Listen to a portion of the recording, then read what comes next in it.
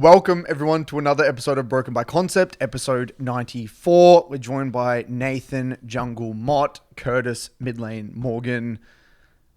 How are you doing, Nathan? What's in your head, Curtis? When have you ever worn a cap on this podcast? Explain yourself. Make sure I'm showing it in the camera.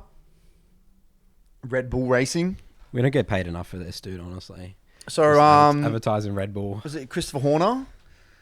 Is that his name? The team principal. Team principal of Red Bull reached out to me. He spotted me at the F1 the other day. He said, I've been watching your content on YouTube. He pulled me out of the crowd. I went up to the suite. It was incredible. And then he gave me this cap. He said, good job, buddy. You're doing such a great job on the YouTube world and YouTube space. We really want you to come on board and do some analysis about Max Verstappen's racing. And I said, sure, man. And then we had a beer and then that's it. It's a great story. Anyway, he's learning Keanu. Is that what he's doing? That's not what happened. No, I went to the F1. We had the F1 in Melbourne. It was great. It was the first time you went.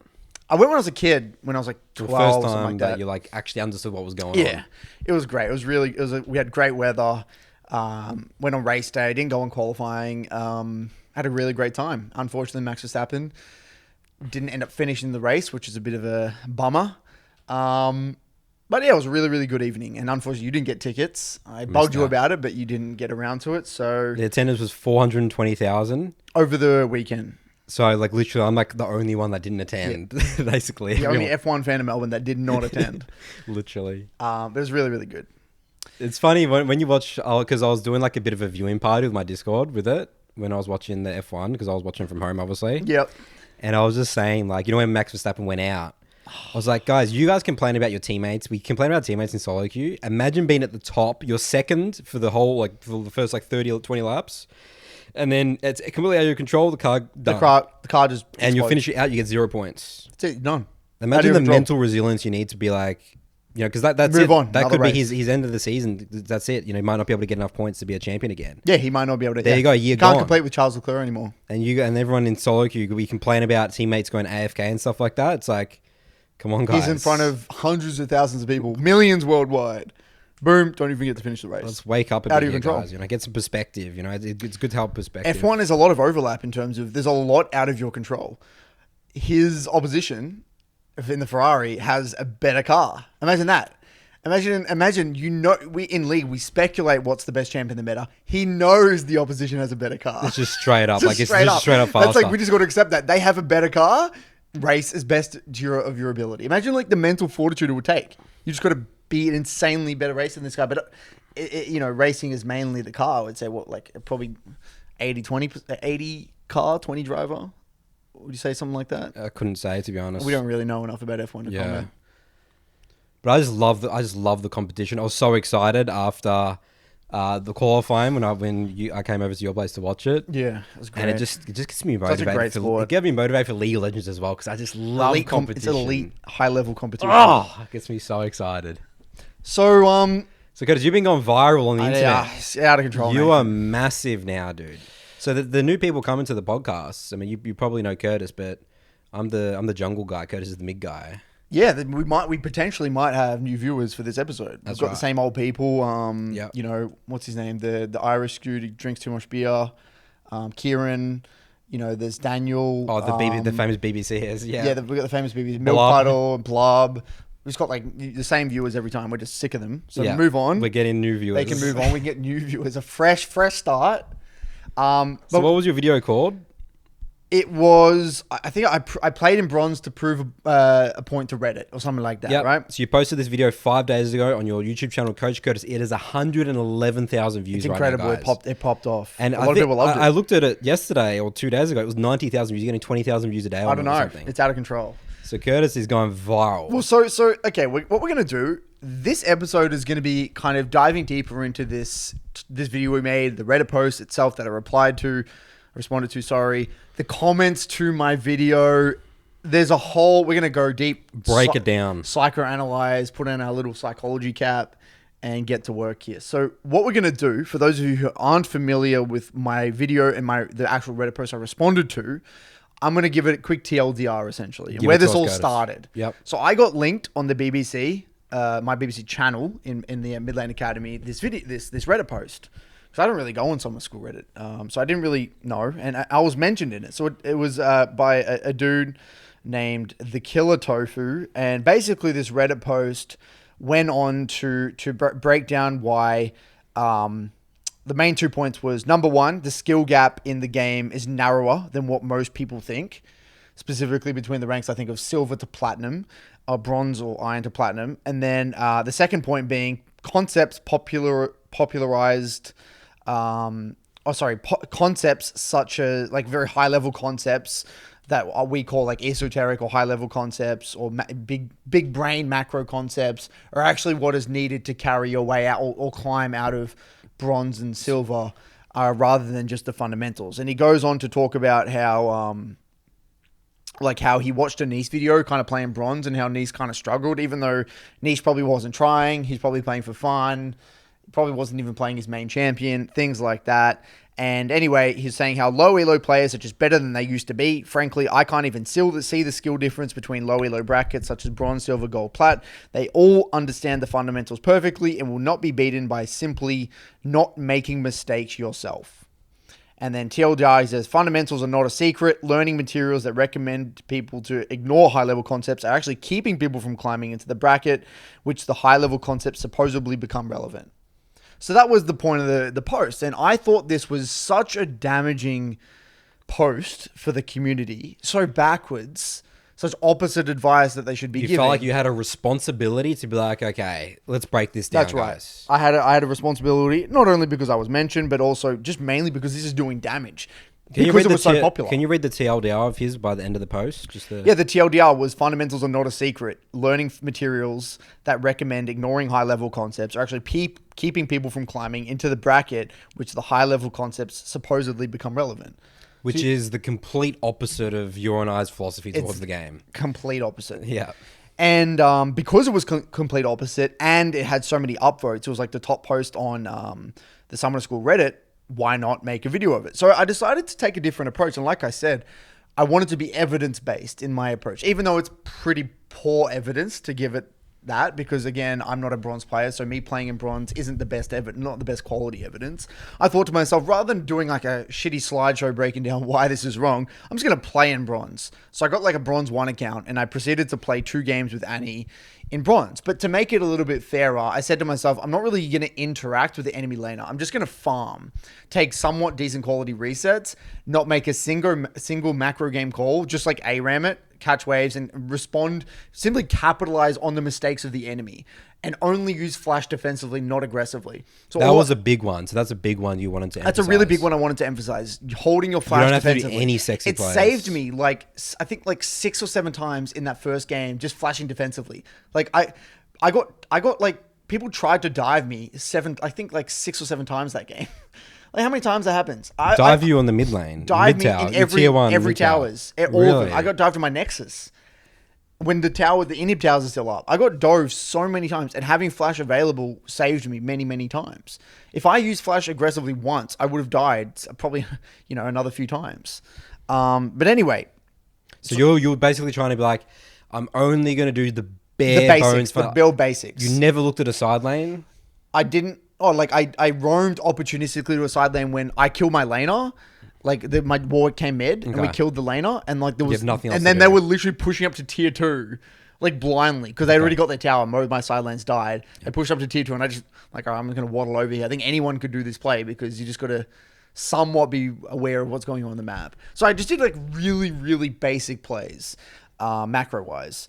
And I tried to also dumb down my micro. I don't think I was sophisticated. I didn't interact with them. So, I mean, you can call my micro whatever it was. You only last hit. I didn't attack them. So you can say whatever you want about that. And people liked it. People liked the video, but there was a few interesting comments either way. So what we'll do, I think, first of all, I want to really break down the psychology of this person's post, because I think that we can all learn a lot from this. And I think a lot of people in the Reddit sphere, and just, I think a lot of both higher level and lower level players can learn from this guy. And again, this is not to shit on the Killer Tofu. He's probably a really nice guy, but I think there's lessons here to be learned, just like there's lessons to be learned from all of us from the Will Smith slap. right? Like everyone can learn from that one. I think there's a lot to learn from that. Same thing. So, number one, this guy, we can safely assume that he's frustrated with his climb, right? I'm assuming he's somewhere in bronze and silver if he's complaining about this advice not working. And you can tell that he's definitely a bit of a deep thinker, right? But he's kind of connecting dots here and there, trying to piece pretty together. Big post. It's a bit of an essay. Bit of an essay, and he's obviously, he's definitely frustrated. That's the vibe I got reading. He's frustrated. The advice that he probably watches a lot of content. He watches Nice. He's obviously watched my content. He watched my video about bronze and silver, which I made a while ago, talking about how you don't need to do anything fancy to climb through bronze and silver, and he's had enough. Right, he's had enough, and what's fascinating to me is like the way he framed this entire post was, I get it, it's his opinion, and we've spoken about this before. It's like you can have your opinion, but I just want I think it's healthy to realize how insignificant or like you don't really have a foundation to have an opinion. Like who should listen to you? And I think that this could have been framed in a much more curious, introspective lens. Like what it could have been done. It's like, okay, look, I'm really struggling here, guys. I've actually tried the fundamentals. Here's a video of me trying the fundamentals and trying this. Can you show me where I'm going wrong? Because I'm still struggling. This is my interpretation of the fundamentals in this game here. I feel like I did really well, but I still lost, what's going on here? What's going on? But instead of that, he doesn't show a single bit of his gameplay. Basically goes on to call out some of the two most biggest content creators or educational content creators, myself and Nice, and basically saying, you're wrong, your content's outdated, your advice actually doesn't work type thing. It's actually, you're incorrect in saying that everyone has poor fundamentals, and make content telling everyone to do advanced macro stuff. Well, we'll touch on, I don't really know what advanced macro is. We'll get onto that in a second. But the psychology of someone to make this sort of post fascinates me, doesn't it? Imagine you, say we're somewhat passionate about fitness, right? We kind of go to the gym 3 days a week. We're not huge advocates of, we don't really know how the muscles work and shit like that. But I'd say we have a very basic novice understanding of stuff. Imagine us going to a PT, someone who's coached for years, right? Or done PT for years. And then and we can have our opinion and disagree with how they do things. But to go on a Reddit subreddit and tell the world that this guy is wrong. I just have no right to do that. You have no right to do that. I have no right to do that because I have no credentials. Yeah. Who am I?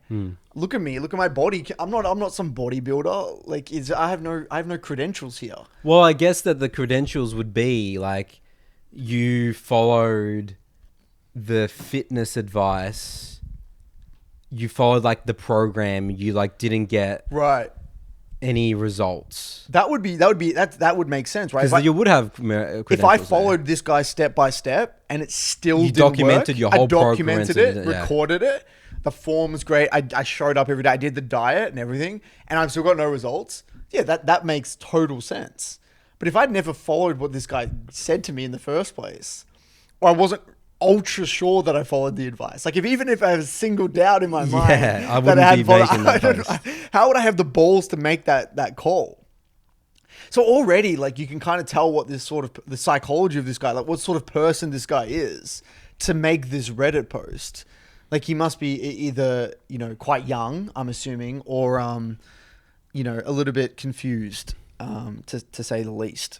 Yeah, I would say definitely me reading it, this is a very ballsy, confused individual. Yeah. And there's, again, I'm trying to help him out. We're trying to help him out here, but we should all learn from this. Before you go ahead and make these massive allegations and statements, let's just make sure you really understand what you're saying and try the things that you've said before. Okay, let's just really make sure, because I can guarantee, I would bet any amount of money in my bank account that this guy does not have perfect fundamentals if he's in bronze. I could guarantee you.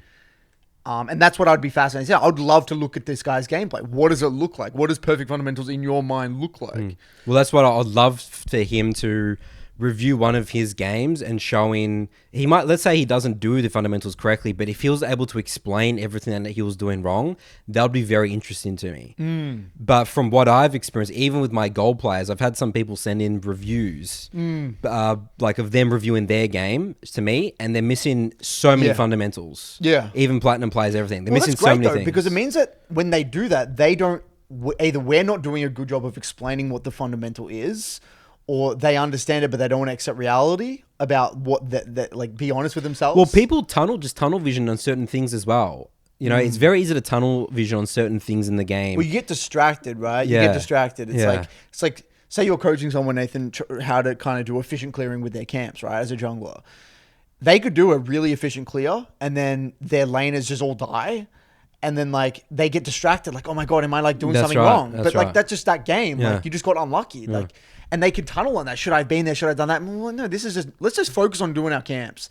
But people don't get that because they can't think long term about, you're only here to climb 55% with a 55% win rate. We're not going to climb here with a 80%, 70% win rate, you know? But you can understand that, but the execution of that's a different story as well. Yeah, well, it's very, very hard to adapt. You need a lot of experience to know what the next adaptations are, because you probably haven't been in that situation that often as well, which takes experience. Which takes experience. But again, we're just talking about fundamentals here, right? Like if we're really focusing on the fundamentals, you have to accept that you are going to lose a lot of games in the short term, even with solid fundamentals. I can still lose. Like I lost that game, right?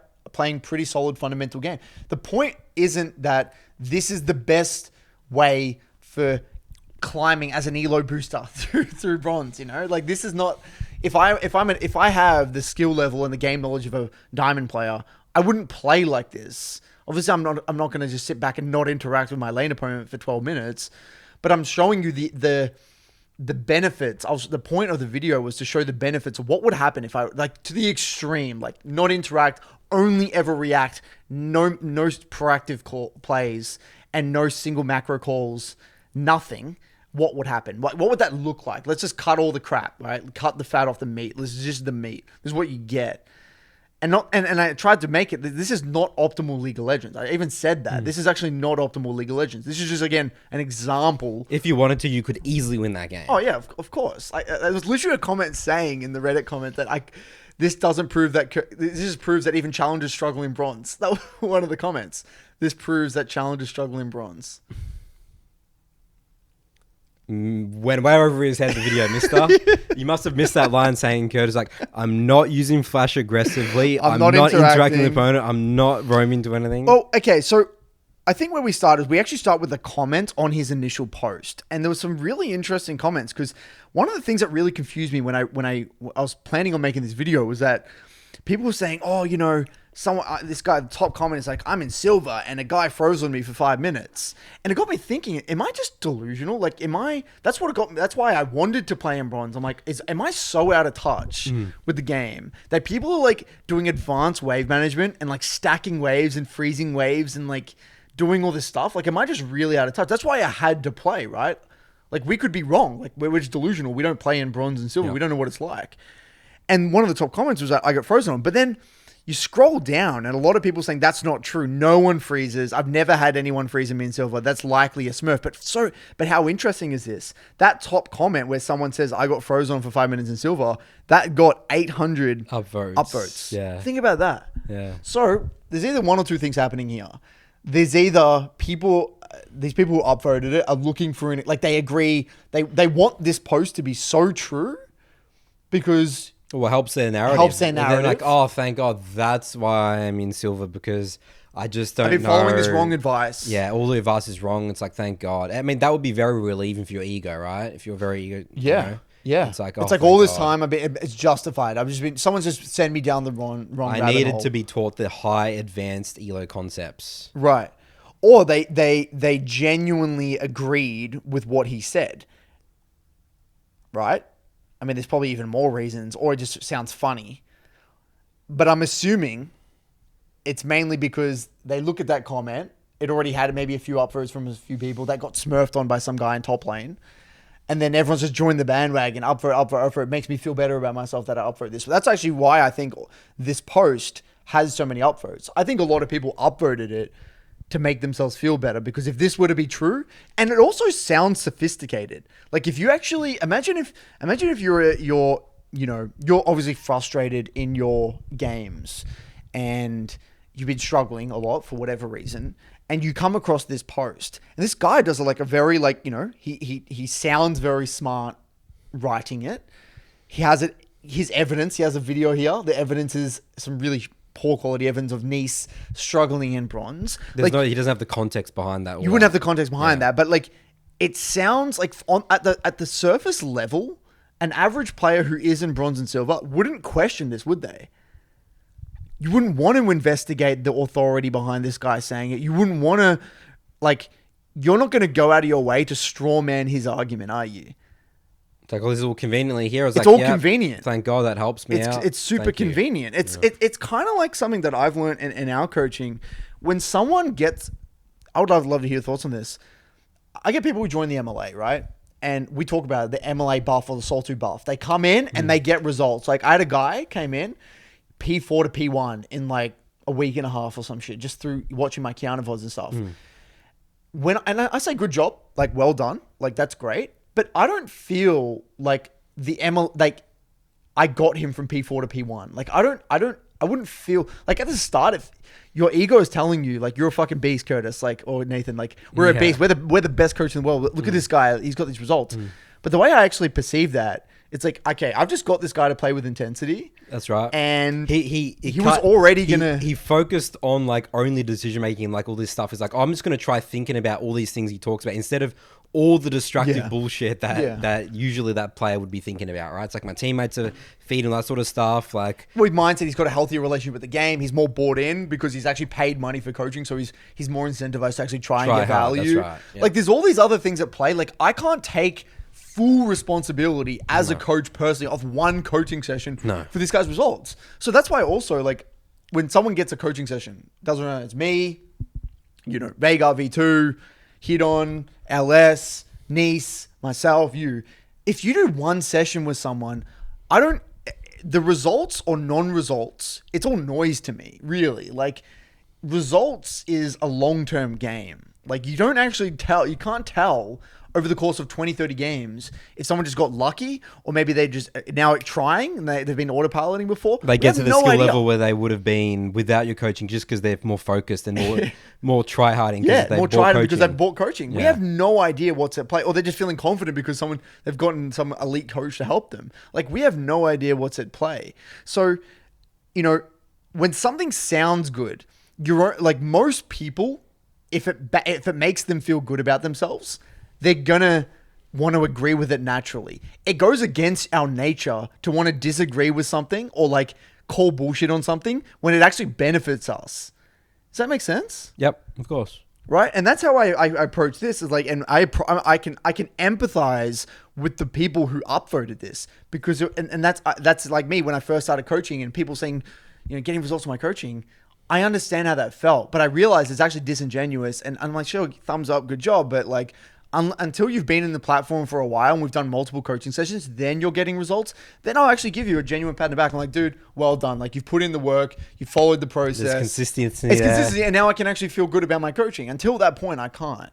Because it's not coaching. It's just short, it's like an elo boost or some shit. So, the comments were concerning because people were saying, oh my God, everyone's freezing. So I was super curious starting my bronze game. So I'm are people going to freeze on me? You're getting scared. Oh my God. Well, as I was loading in, I thought to myself, if I'm playing, the first game was Annie into Viagra. I'm well, if this guy's any, according to this Reddit post, if he has perfect fundamentals, what is he going to do? He's going to bounce the wave out, probably set up a gank. He's going to get good quality resets. I won't be able to chunk him or kill him at 6. He's going to build defenses. We'll probably get a bit of MR. He's going to do all this stuff, right? Still basics, but it's doable according to the fundamentals, right? And when I played that game, what did the Viagra do? He stayed in lane till he went completely didn't get any good quality resets, didn't ward or lean, just randomly died to ganks. I think 3 ganks that game. And didn't pull a single wave, just hard shoved. So I just got free farm the entire game. So there was not a single fundamental. Okay. There was not a single fundamental. There you go, straight up done. Right done. There was literally he CS kind of okay, average, Resets, non-existent. Warding, leaning, non-existent. Roams were shit. Overcomplicating the game. Wave management, non-existent. So it's not even close. Like, we're not even talking like... This was silver as well, but this is not even bronze. This guy was silver 4, I think. We're not even talking fine fundamentals. We're talking dog shit fundamentals. Yeah. And that was across 2 games. I was watching the map everywhere. There was not a single player in that game that had good fundamentals. So you can say it's 2 games. Yeah. What is the likelihood across 2 games every player in the game on both sides have poor fundamentals? Next to, like, very, very, very slim. Very, very slim. So, you know, in 2 games, from what I saw in silver, let alone iron and bronze, there was enough to really kind of sell the point.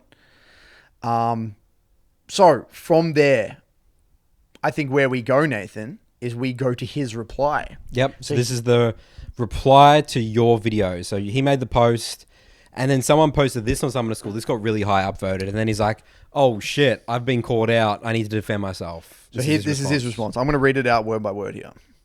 Killer Tofu. This is 4 days ago. I made the post. Curtis reacted to my post and played 2 whole games, so I might miss some points he addressed in the video.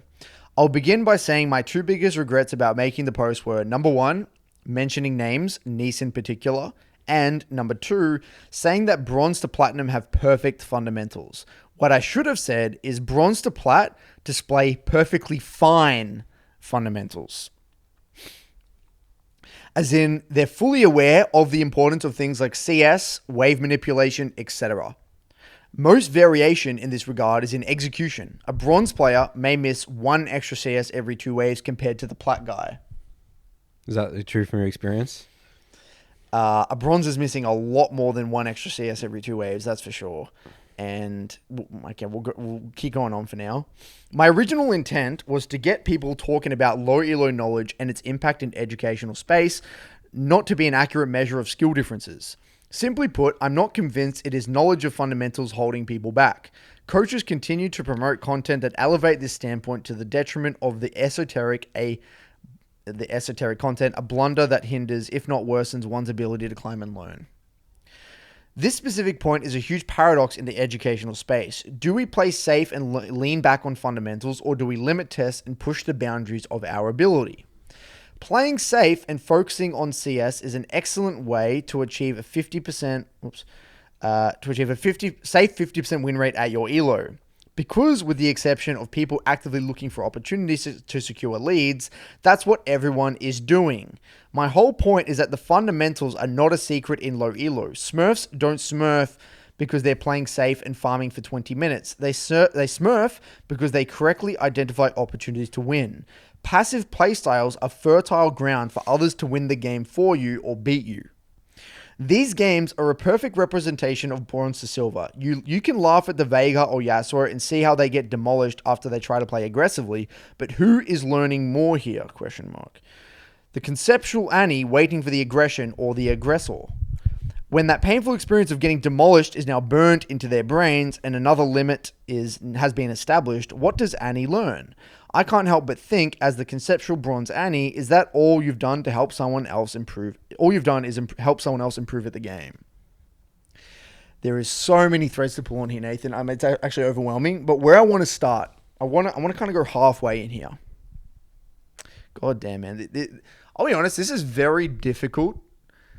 It's very difficult for me to now sympathize with this guy even more, because he's dug himself such a deep hole. Like, I can understand the first post, but this second post is out of control, Nathan. Like, yeah, I need to get this up as well. Okay, yeah. Like, this is really out of control. So where I want to start, Nathan, is the smurfing area. Okay? Yeah, he said this. Smurfs don't smurf because they're playing safe and farm for 20 minutes. They smurf because they're correctly identifying opportunities to win.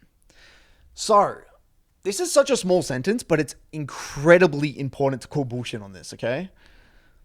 Smurfs. Okay. I'm going to proceed to explain to you the difference between a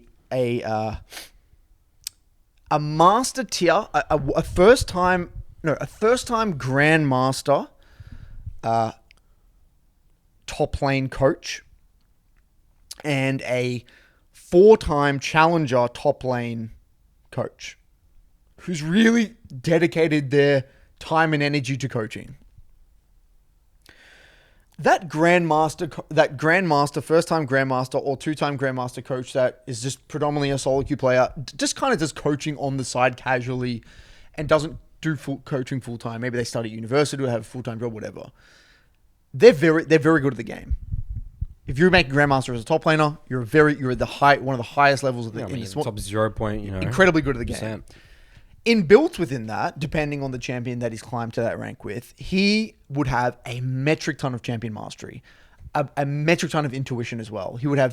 He's obviously been playing the game for years, at minimum, I'm assuming 4 years plus, most of the time to get to Grandmaster. At minimum, most of the time, probably even more. Thousands of games of League of Legends, thousands in probably Diamond Plus as well. This guy's played for a long time, and he knows a lot about the game. Now, there's a very big difference between someone knowing what they're doing and being able to articulate exactly what they're doing to someone that simply knows how to do it and not explain what they're doing. So let's take this Grandmaster top lane Aurelia main, for example. They can shit on people in Master Tier, right, as well. They can dominate people and they can know at a very somewhat decent level kind of what they're doing with the waves. They'll kind of know like what they're looking for, how they like to win games with Aurelia. They'll know like probably jungle tracking as well. There's all this stuff that they can do. But because a lot of it is intuitive and a lot of that is muscle memory, it's very easy to kind of fail to realize how much you really know. In a given moment as a laner, and we know this, and anyone watching this who's actually a high level player, Master Plus, in any given moment, even when you're autopiloting, there is so much stuff that your muscle memory and your intuition is doing. It's overwhelming. If you've played the game for like 5 years plus and played thousands of games, you're simultaneously looking at them. Even when you're autopiloting, you're looking at the minion values. You're able to look at what they're doing and how they're posturing and what they're thinking and probably when they're planning to go in. Even things like camera movement, like it's like at the perfect location, but you'd never think about that. Cameras at the perfect location. In team fights. You'll even have an intuition when you could be getting ganked. You'll know when you should be scared of a certain champion, like how much damage they can do at a particular item spike. How these items actually interact with each other and what that means for you. When you, like, what sort of wave states are good for you intuitively. I've seen this, players, they actually know what waves they want, but they can't even tell you why. It's like, this feels good, but I don't even know why. They'll know kind of subconsciously when their teammates are coming up. They'll like glance, and they won't even realize. They're actually glance at the minimap. They look at the minimap. They'll see the junglers coming up. They will change their behavior intuitively. There is a metric. We're talking hundreds of things potentially subconsciously running in their brain. You could write that all down. You could write them all down. I could sit there. That person could sit there with a pen and paper if he was really introspective and list out probably 100 different things. They're doing in like 10 seconds. They're doing in 10 seconds, right? And that is actually how we, like a lot of us, when we first started coaching and when I started making my YouTube content, that's what I did. What I did was I would go into a game and I'd go into like a moment and I would write down like what I am thinking in a moment. Now, doing this a lot, if you're really introspective over a long period of time and you work with low level players for a long period of time as well, lower level than you, and you kind of get into the habit of being introspective, you start to realize when you're talking to other people how much you're doing. Now, the difference between that challenger top lane coach has been coaching at challenger level and plays at a challenger level for 4 years or whatever, and has actually coached full time for 4 years and has been incredibly introspective about their journey and what they do and don't know. They are able to empathize and sympathize with a client and really break down step by like literally one variable at a time, like one single fucking thing at a time. And that's what allows them to coach at a high level. Now, extrapolated, pulling this all the way back to his initial point about Smurfs. When a Smurf plays in bronze or silver or gold, they're going to be like playing, they could play with intuition. They could play with, one hand behind their back and, having a beer and having a joint, and they would still shit on person and go 20-0.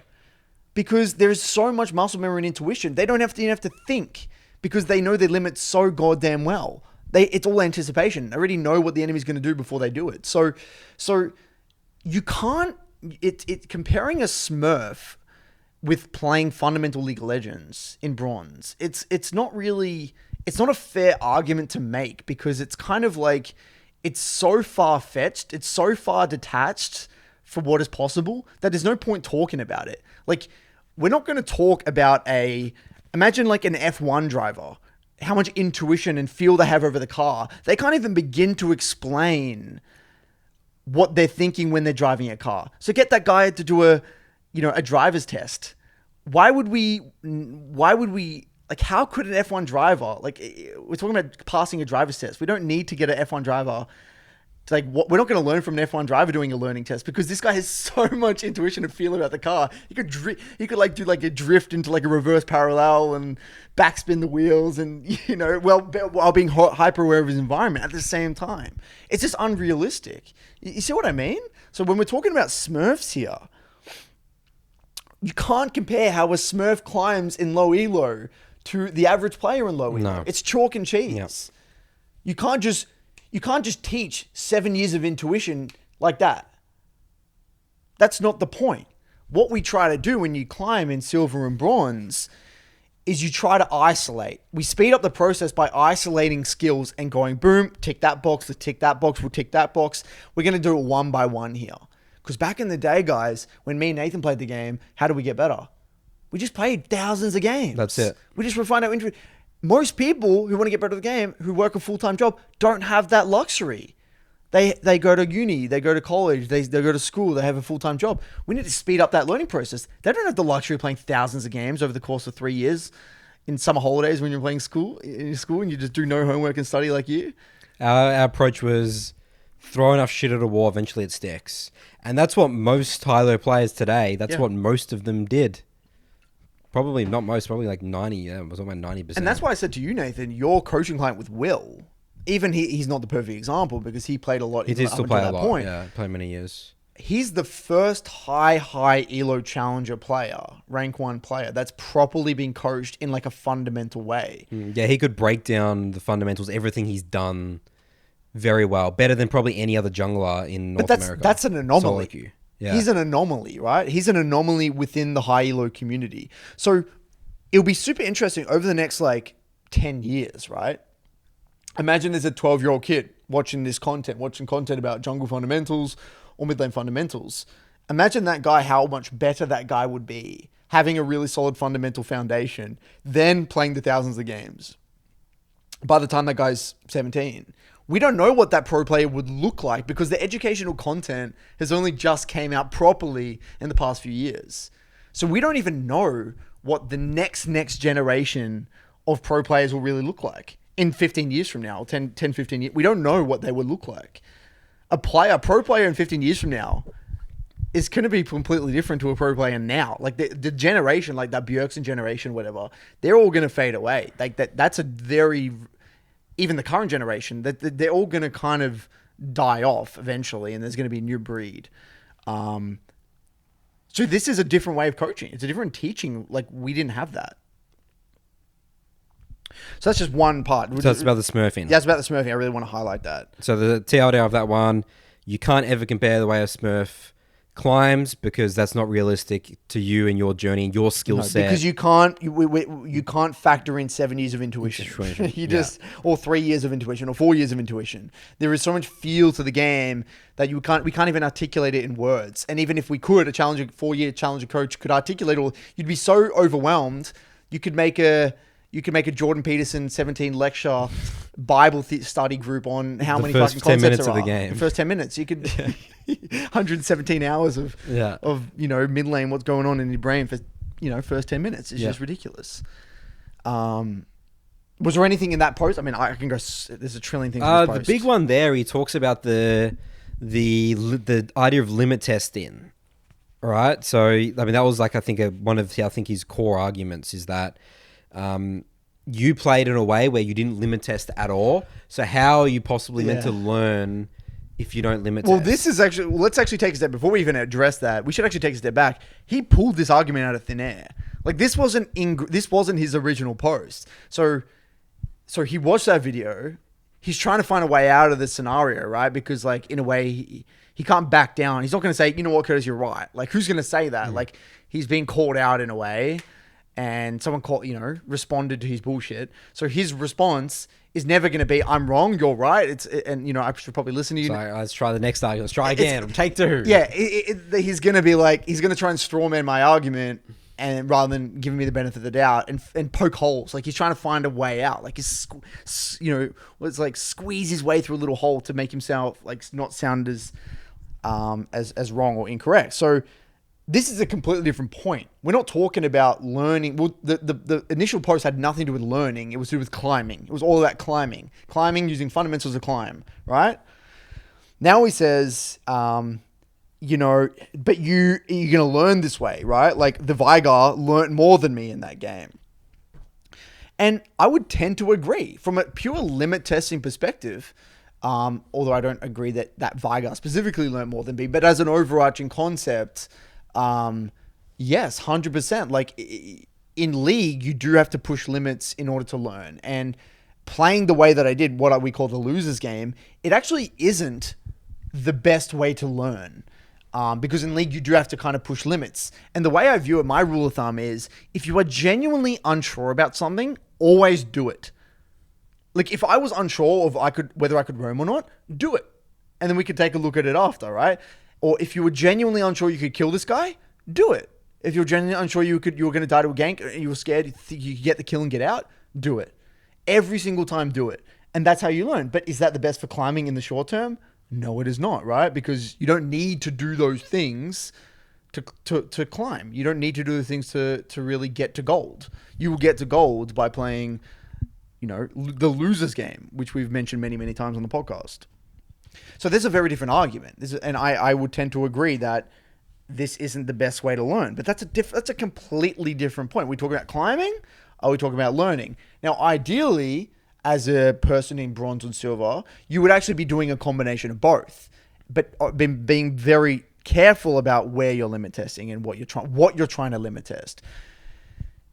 A common danger I see in clients is it's like a tough pill to swallow. The losers game, isn't it? Like the whole, I'm just going to simply capitalize on the mistakes of the enemy. It's a tough pill to swallow because it runs against everything that you believe in the game. It's like, especially as well, when you watch like montages and stuff, when you look at people that play the champions really well, streamers, what does it look like they're doing? They're outplaying insane, But you only see the highlights of that. You don't see how the failures. You don't see all the failures and how like they've like fucked up their fundamentals this game anyway. So it's like they're going to be going for some limit test anyway to coin flip the game.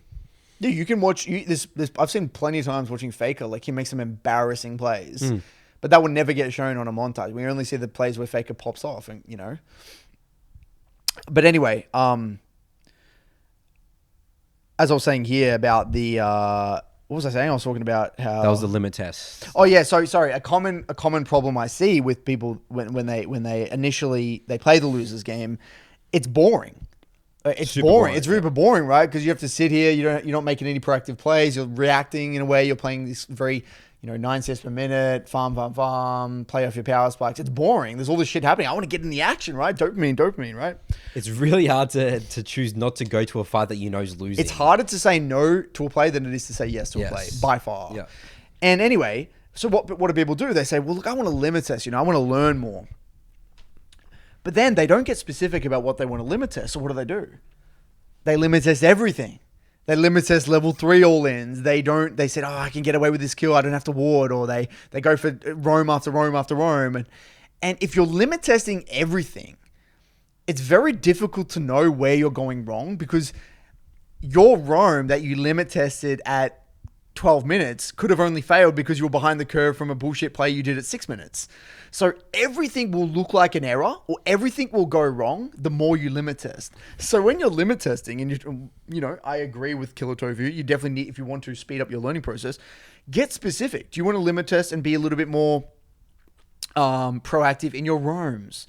Or do you want to be a little bit more proactive in your trading or your level 6 all-ins? Get specific about what you're trying to learn. Because if you go all in on everything, you're going to shit the bed and it's going to be very painful. So it's not as simple as just limit test or not limit test. You got to be more specific about that one. So, moving on. The thing where he's really whether he watched my video or not, I can't tell if he's being genuine. You would hope that he watched the video. Yeah, I would hope so. Writing a response. But I don't really believe that he did. Yeah, I don't think so. Given that this post and he's a future, the type of person he is, I highly doubt it. But let's give him the benefit of the doubt and let's say he did. Show me the perfectly fine fundamentals in my video. Show me. Where are the fine? What is a fine? So you're fundamental? saying from the opponents? You're telling me that? Yeah. Show me the fine fundamentals from the opponents. What was the single fine fundamental in the Vigar gameplay or the Astro game? Show me. Yeah. I mean, my conclusion is that if you were to sit this guy down, he wouldn't actually be able to identify what the fundamentals of the game are. That's the conclusion that we've probably come to, right? Yeah. He probably doesn't actually know what the fundamentals are, or what they look like, right? You might know what they are, the wave management and stuff, but what is that? What is a fine? What is being fine at something? What's the difference? Yeah. I don't really know. So yeah, in that Vigar game, point one thing that he did that was fine. I don't know. And do you think that's true? Like, do you think that like all these players are actually highly aware of all the fundamentals? Like he said that all these players, they're actually aware of the importance of all these fundamentals. I've never actually. I don't think I've ever had a single gold client. We're talking gold. We're not even talking bronze and silver here. I don't think I've had a single gold client that has come in and known the importance of fundamentals.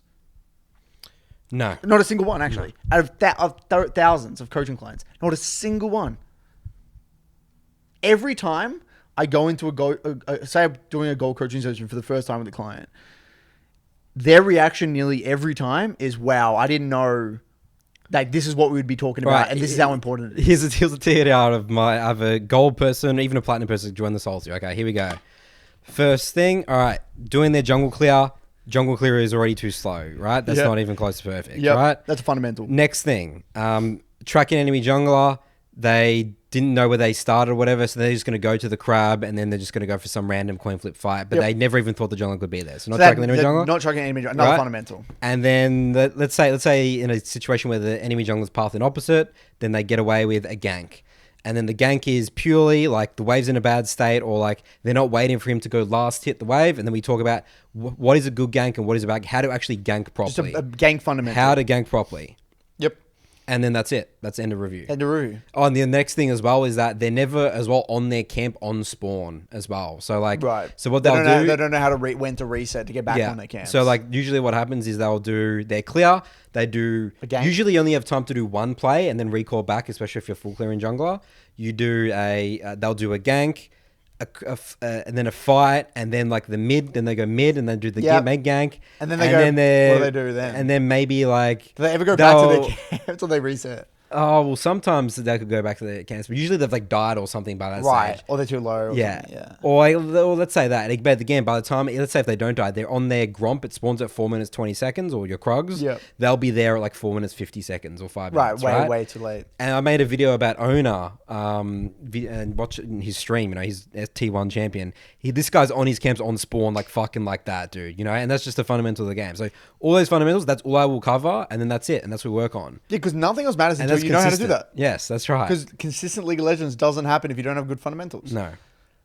And I'm just showing, Owner's doing nothing sexy. He's just doing all that in his early games. Yep. And I'm just saying, that's exactly how every goal So your goal coaching, that's like 10 minutes. Boom. Yeah. 10 minutes. That's right. First clear, first gank. Did you track the enemy jungle? No. We got to do that. That's it. That's all we're starting with. Yeah. And I've never, ever seen someone consistently get all those ticked off. I don't even think. Yeah, in gold. Actually, there is some players I'd say like the Eve mains or the Dinos. They're actually somewhat good at getting on their camps. Where they watch my guide and stuff, and I emphasize how important it is. All right, but they've already watched your content. Yeah, but then they won't know how to gank properly. Right. So they have like maybe two of the three. Those. That's right. Yeah.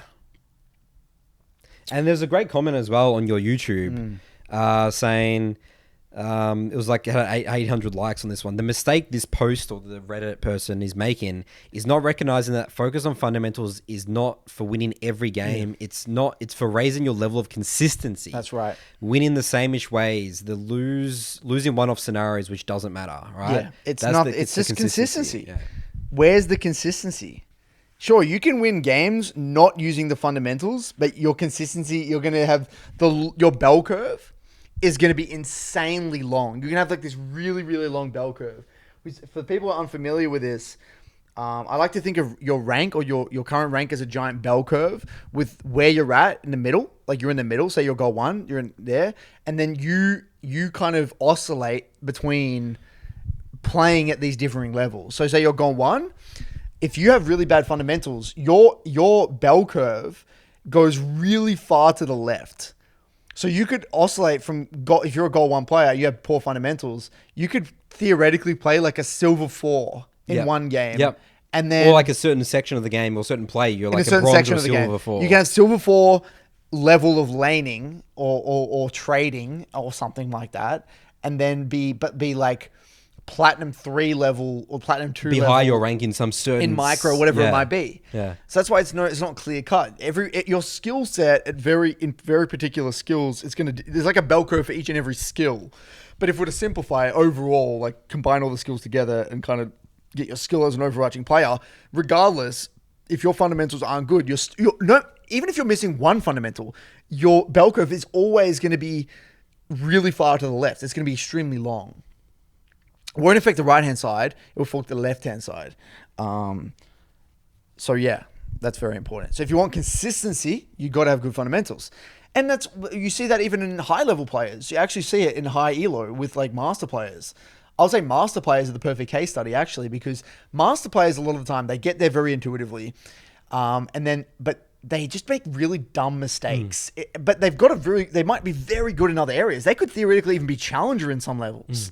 But their fundamentals all the time, like just there's a lot of basics. Like they don't play in accordance to their team's location, or that's right. That's a very big one. Yes. Or like they don't say no to plays, or like we're talking different fundamentals, like more like different fundamentals here. But still basics of the game that like if they tightened up, that would be really scary to verse. Like I say that all the time. I verse master players all the time that their laning and their trading and their micro is really good.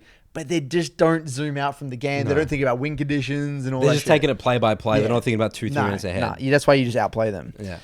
But okay, I want to keep going on this guy's post, his response here. So he's still, after even my video, he's still not convinced. He's still not convinced that that video apparently didn't prove it to him that knowledge of fundamentals isn't enough, apparently. And he says that most of the variation is not in the knowledge itself, it's in the execution. So apparently in those 2 games, everyone in that game, they're all actually aware of the fundamentals. They don't know how to execute it. That's at least the way I'm interpreting this. He says most variation in this regard is in execution. And he says that, what I should have said is that bronze to plat displays perfectly fine fundamentals. As in they're fully aware of the importance of things like CS, wave management, etc. So I don't know where to go from there. I think that's like kind of the end of the road. It's like we just disagree.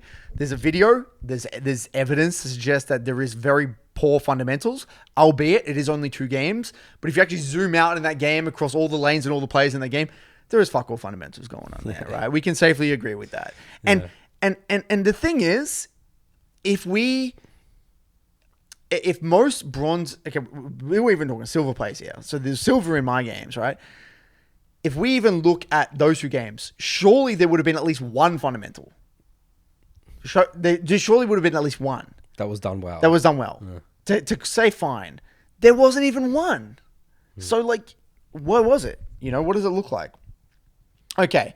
And then he says here, playing safe and focusing on CS is an excellent way to Playing safe and focusing on CS is an excellent way to achieve a safe 50% win rate at ELO. So apparently playing safe. The loser's game. Playing the loser's game only gets you 50% max. Yeah.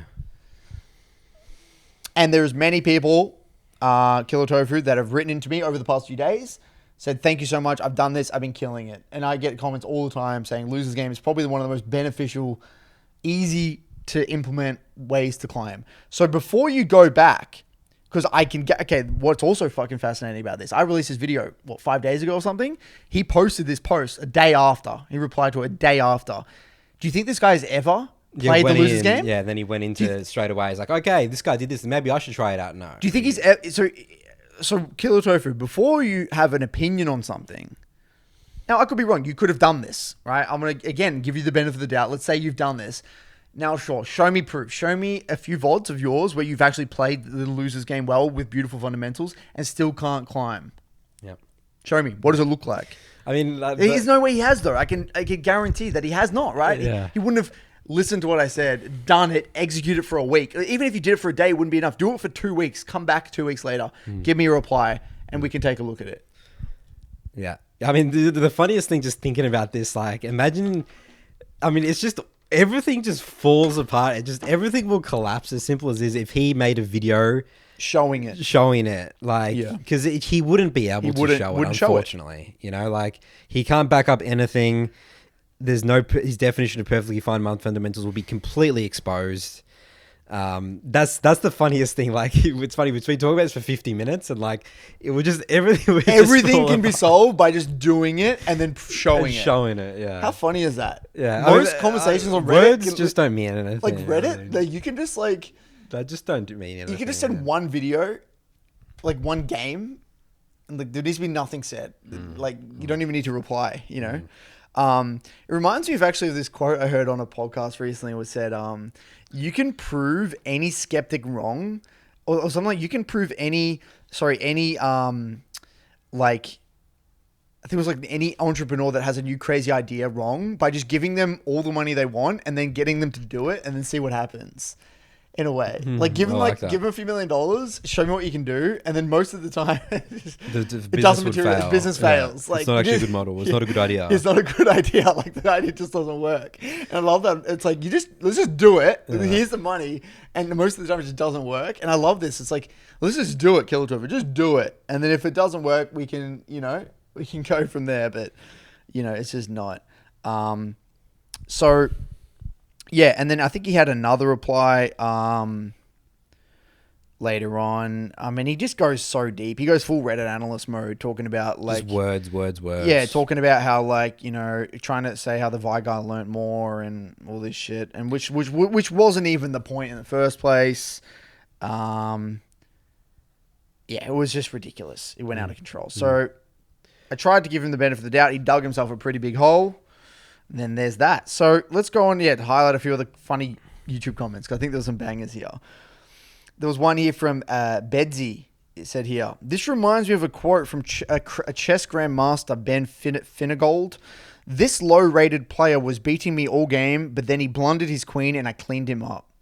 This video really shows this off. They can outplay you, and you can just get just get lucky all they want. But if you play consistently, then in all scenarios, except maybe the top level, even then sometimes you can just wait for them to blunder and punish it. Just great League of Legends, man. I love this game sometimes. That's exactly what it feels like playing the game. But in that game when I was playing, I was losing the entire game. But I never felt like it was out of my control. Like it felt like they're gonna make a mistake eventually, and the more you internalize that, like. And you simply accept that for what it is, it makes you view the game in a very different way. I love that from a chess example. Another one here that I found really interesting was, here we go. We've actually mentioned this guy before, Brian F. He's a Street Fighter. He makes really good Street Fighter content. So this guy, 4X, another comment said, there's an interesting analog, I'm assuming, I don't know what analog means, but it means analogy. I think it's analogy. Yeah. There's an interesting analogy to this topic that the Street Fighter content Brian F addressed in one of his videos, wherein he addressed someone saying that they can compete with high-level players but lose to players at their elo level. Basically, Brian said that this person only felt they could compete with the higher level players was because the higher level players don't immediately default to a high risk, high reward strategy, and such allow the lower level player to feel that they're playing the game a bit while they're actually slowly losing. The lower level player thinks they're keeping it close, but in reality, they will never come close to winning against these players ever. And I feel like this Redditor probably fell into that same trap evaluating Nisa's play against bronze top laners. Whether or not this is applicable to Nisa's game, I didn't actually watch that game or not. And And I think it would depend on if Nice is playing his main champ or not. But that premise is actually really, really true. Like think about it. If you're playing your highest level league, you're not going to randomly like okay. Let's use an analogy, right? Let's go. You're versing a Lee Sin in bronze, and you're playing like Rek'Sai or something, right? Like, you're not gonna like that Lee Sin is probably expecting Rek'Sai to do with his crazy ganks and like just go, let's make it really obvious and he can just counter gank whatever. What you would probably do is that you would know where Lee started. You'd be very strategic in your ganks. You wouldn't give him free counter ganks. Like, this Lee might actually feel like he has more options and he feel like he's actually doing an okay job right up until you get like one or two banger ganks. My you kills get are rift. just more high impact. Your kills are higher impact. That Lee has no options, or you counter his options. Like, this Lee might even feel like he's getting ganks off, but you're just there, and he might even think you're just lucky. He's like, oh yeah, he's just here to counter gank that one. I made that play. He just got lucky. He was in the right place at the right time. But you knew that he was always going to be there, and you knew where he couldn't be. And like, you would get like a rift, and he would get dragon. He would think, oh, okay, I traded rift for dragon, but your rift is like way more impactful because it's in accordance with the win con. So he could come out of the game, even he got one or two ganks off and he got a dragon. It's like, oh, given this guy's like a Grandmaster Challenger jungler, look at me. I actually kind of did well in the early game, but he had never had a chance. Never had a chance. Yeah. You know? How cool is that? Like, it's actually spot on. That's actually exactly how League is played, because you wouldn't ever play in a high risk, high reward fashion. So he might actually feel more pressured by the Rek'Sai in bronze. Yeah, everyone thinks a high elo player is killing everyone at all stages. Like, you only have X amount of resources. You actually can't do much. Think about how useless level 1 champs are in League of Legends. Yeah. You can't do very much. Can't do much. Level 1 Xerath. You can only do as much as the champion allows. That's right. And the game. That's when we talk about doing your job, right? Just do your job. That's all you need to do. Like a level 4 Xerath, if you're a challenger player, you can't roam bot and double kill bot. No. You be the best Xerath in the world. Doesn't matter. Yeah. And I think I really want to TLDR this entire thing with this do your goddamn job. Like, if you're coming in every game and you're doing your job, it gets you're playing in fundamentals. It's incredible results, guys. That's all you got to do. And Champ Mastery, it's incredible results. Champ Mastery, playing according to your champion's identity. Not making mistakes, that losing your team Don't game. doing crazy flash plays aggressively and dying randomly. It's going to get you very far. Very, very far. But that takes a lot of time and practice. And it's not easy to build. It's not easy. That's right. Oh, really? This actually aggravates me. Yeah. It's not easy to do the fundamentals. No. That takes a shit ton of practice and building that intuition to thousands of games. It reminds me again, Jiro dreams of sushi. Right? Jiro dreams of sushi. We've said this many times. One of the most sophisticated, best sushi chefs in the world. Of all time, right? And think about it, how long it took him just to do the rice. Yeah, that they train people 10 years to make the rice. I think before someone can even handle the second part of the dish, it's 10 years to do the rice. So imagine that, you think just a fundamental rice, really easy, 10 years. In League, it's actually very similar. It takes years to get good quality, like really good quality, consistent fundamental. I don't even think my fundamentals always got to do. I always struggle with my fundamentals. Yep. Even Will, when I was talking to Will, he's rank 1 in NA, right? When he was rank 1, he said, oh yeah, I still feel like my fundamentals, like he would say, I'm not happy with my basics. And that goes on to the comments about the high elo concepts. When I don't understand what is high elo concepts. What does that mean? Like, I was trying to think, like, so let's say if I'm thinking about jungle, an advanced concept would be like something like I think it's like, I know where the wave's going to be. Like, let's say I see a slow pushing wave, right? And I know that the enemy jungler is going to be pathing towards there, so I'm coming for a counter gank. But that's like a lot of little fundamentals and intuition all adding up to make that decision, right? Yeah, what is an advanced concept? In League of Legends. Yeah. I genuinely don't know, honestly. I think an advanced thing for mid lane is syncing your like waves with roams on sides. I think that's actually quite advanced. So like, say like I'm playing like TF and I want to make sure that like, I know I want to roam bot and I see they're stacking a wave. Like, I won't just hard shove my wave. I might stack 2 waves and then roam so I have more time. And the ult's time perfect, my pressure's time perfectly. That's quite not easy to do because you've got to be, well, it is fundamentals joined together. It's number 1, I'm aware of the win condition. Number 2, I'm playing in accordance with my champ's identity. Number 3, I'm aware of how to play my waves. And number 4, I have the awareness Curtis, to see what's that's all happening. fucking fundamentals. It's all fundamentals joined together. So an advanced concept is multiple fundamentals yes. joined together. Yes. Well, actually, no. I think what it is, Nathan, it's a solution. Advanced concepts are simply a creative solution using the fundamentals. Because I actually don't want to think of them as concepts. No, that's not a concept. That's not. Yeah. What we just described then is not a concept. That's a play. That's a play using fundamentals. Because Nathan, we got to be careful. Because like, I feel like there is only 5 concepts in the game or something. You know, like there is. That's what it should be. The fundamentals are the fundamentals. Everything is a permutation or an addition of the fundamentals, isn't it? I mean, if anyone's confused, I mean, we're confused. I mean, I could break down all my gameplay, and there is nothing sexy. My gameplay is really boring. Boring is sexy. If you watch any of my jungle, my Rek'Sai games, it's all fundamentals boring. I literally wouldn't be able to say any. I'd say that my game knowledge and stuff, again, maybe they confuse high elo advanced concepts with a shit ton of experience and intuition. Yeah, because the game sense looks advanced. It is advanced. Because it takes so much time. Because it takes so much time. But anyone could break it down, and it's actually simple. Was that right? I mean, this actually reminds me of, you know, where we spoke about like esports or like gaming versus traditional sports, right? The difference between, like esports or like league and like, some like athletic sport, right? Let's say we're talking about NBA. You can't replicate what LeBron James does on the court because you don't have his physical prowess, right? You don't have the ability to jump that high and have the physique to you know, jump over some dude and like slam dunk from the free throw line like Michael Jordan or whatever it is.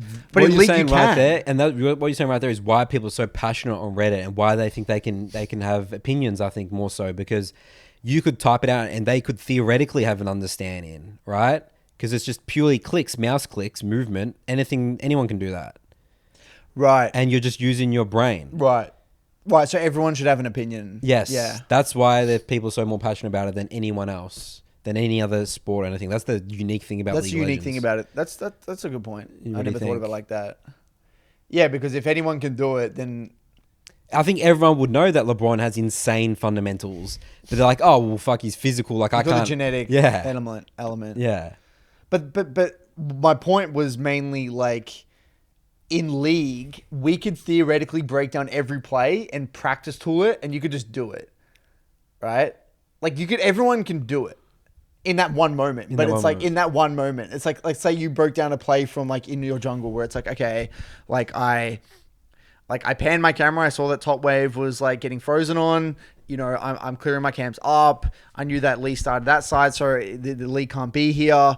Like I did this, and then I got a really good dive off, whatever it might be, right? Like you can break that down into like 4 or 5, 6 like pieces of information, fundamentals that you processed, and that's replicable from like a random player in gold or bronze, right? They could do the exact same mouse clicks. They could do the exact same mouse clicks. It's not even that hard mechanically, right? Like it's doable if they drill it. They could theoretically do that, but to be able to then do that for the next 40 minutes.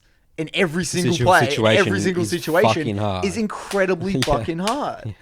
Because that's just, you know, years and years of experience and practice and training and intuition and game sense and shit. That's like why we're talking back at the Smurf thing. It's like a Smurf, you can't just stop pretending you can Smurf. This all actually, at the end of the day, more ties back into like the carry toxic mindset, isn't it? Everyone feels like they got to fucking be a carry, 1v9 carry, and you know, do all this crazy shit to win the game. Because that's what the Smurfs do. If the Smurfs can do it, that's tying into the same narrative, isn't it? Because in League, everything is replicable. Theoretically, right? Physically. That's right, exactly. It's all if a Smurf can do it, and I can actually do those clicks, what's the gap? But it's the fundamental disrespect for the game, the knowledge, Nathan. And that's why those clickbait videos about Smurfing in gold and stuff, they're so toxic, enticing to click on because... It's like, whoa, how does this guy Smurf in my elo? How do I do what he does? But that video would never explain to you everything that's going into that. It makes me so angry, actually, like how damaging some of this content really is. Oh, most content is a disgrace. Like damaging. Yeah, damaging. It's really damaging. Yeah, it fuels these Reddit narratives. It's crazy because like you look at you watch streamers and stuff, and they don't tell you how many hours they've put into the game.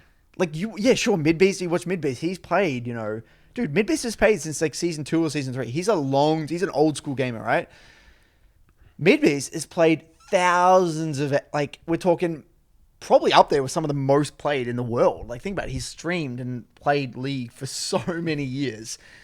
His autopilot in NA is like NA Master tier level. He could autopilot NA Master, right? And he could smurf on, go 25-0 on Zoe in Plat, right? And like, oh my God, look at Midbeast. He's a funny little Aussie content creator that just chills and whatever with music and replying to chat. It's because he's got 50,000 hours in the game. Anyone could do that if they have 50,000 hours in the game.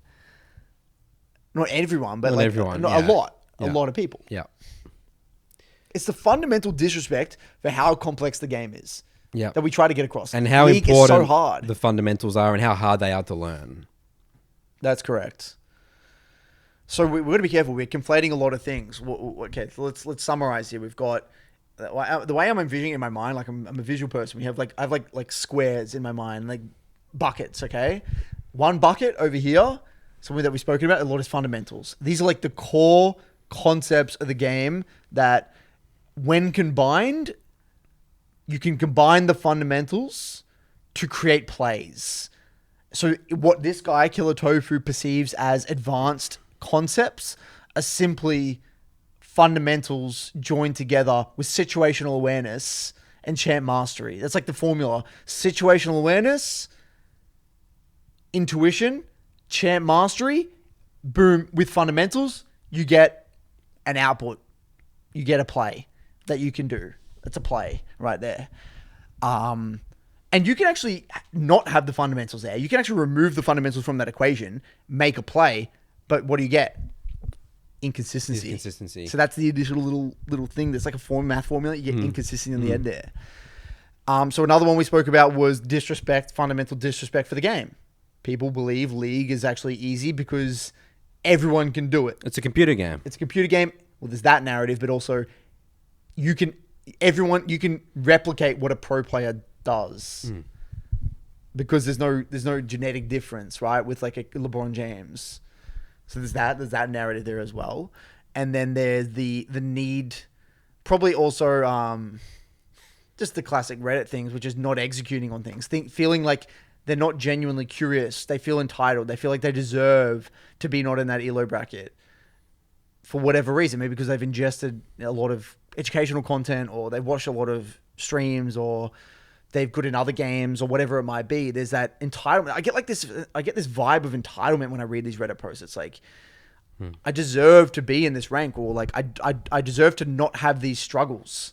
It's like this game is hard. Poor me. Like, the game's just fucking hard, man. Like, that's it. Stop trying to make it easy. If it was easy, you wouldn't even play the game.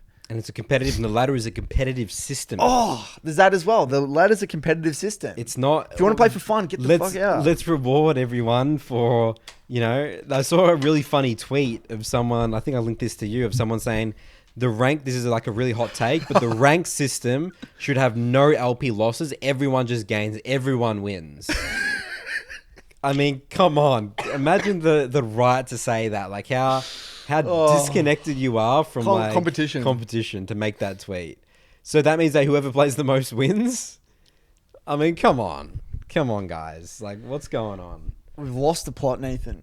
Well, you know what? Like, it's interesting. We do this podcast, and like, we're definitely in a corner of the space. People accuse us of being like too elitist and that sort of stuff. Or right? echo chamber. Or an echo chamber. Like we love the game for the competition aspect of it. Yeah. I would not be playing League of Legends. I literally would not be playing it for the lore. I would not be playing it for anything.